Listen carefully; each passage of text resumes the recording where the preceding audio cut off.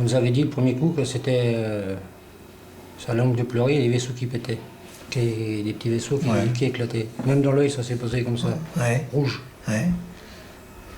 Après, maintenant, on nous dit que c'est nous qui l'avons tapé. Enfin, Je dis pas, mais en tout cas, il a été serré fort, quoi. Hein. Un coup, on nous dit un truc, et maintenant, on nous dit de l'autre. Et en fait, il a été serré fort, hein, votre bébé. Hein.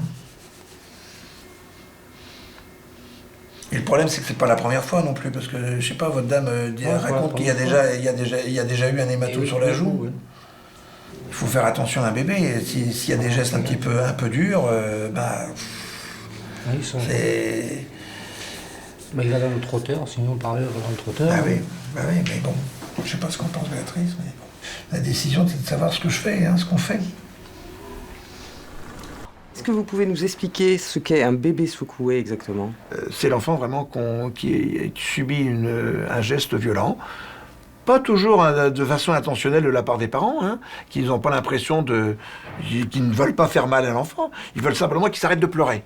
Le plus souvent, c'est ça. Hein. Ils veulent qu'il s'arrête de pleurer, donc ils le prennent, mais il veut tu te taire, et puis ils le secouent, et la tête part dans tous les sens, et ça, c'est dramatique parce que le cerveau est encore immature à cet âge-là. Il y a des ruptures de veines qui se font, et il y a des hémorragies intracrâniennes. Le cerveau d'un nourrisson ne colle pas à la boîte crânienne. Alors quand on secoue un bébé, son cerveau tape contre les parois. Conséquence, hémorragie cérébrale. Souvent, les personnes responsables n'ont pas conscience de la fragilité du cerveau d'un nourrisson et de leur violence. Est-ce que pour vous, il y a un profil type de parents? Moi, ce que je vois, c'est surtout des papas...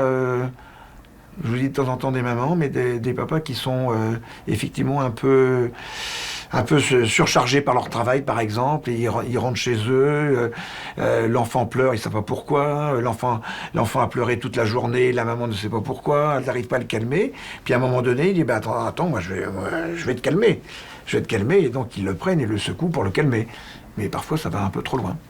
Voilà, c'est pour ça que c'est... Et ça se voit à peu près dans tous les milieux sociaux. Hein. 10% des bébés secoués meurent brutalement. Les 90% restants garderont des séquelles à vie. Retard scolaire, difficultés motrices, handicap mental.